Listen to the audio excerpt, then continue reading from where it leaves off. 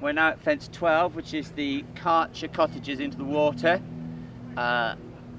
Two shouldered fences into the water on a 2-stride distance between the two. This fence goes back to what we were talking about earlier about the measuring point of the fence. So because this is on the downslope into the water here, actually we measure it from here, the takeoff point. But if they get down into here, this is a big old fence from here.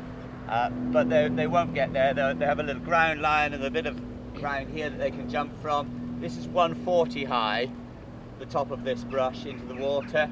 It's probably got a 180 drop on the far side of it. Just a fairly narrow space to get through as well. Francis? I think looking at this, the question, we've got the horse balance coming down the hill, making the turn to the fence. There's a lot to back the horse up at the first part of this combination.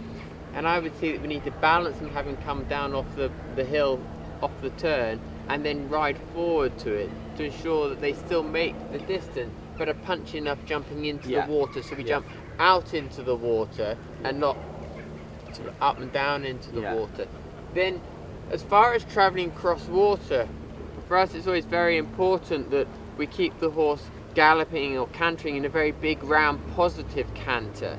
It's quite easy to lose your canter through the water, but the way that the depth of the water is here, we want to make sure we keep travelling through the water so that we don't waste time, but we create energy for coming out of the lake the other side. The lake on the other side of it is quite a forward distance from the brush to the next fence, so you do need to keep travelling across it. And also this, to me, we were talking earlier about the influence of the time. Horses, they average 570 metres a minute on a cross-country course. Well, this is 70, 80 yards across this water that allows me just to have a little bit of a block on them. A lot of horses will travel across here. You have to be going quite quickly to be travelling at 400 metres a minute across here. So it's much harder for the horses to stay on time through this section.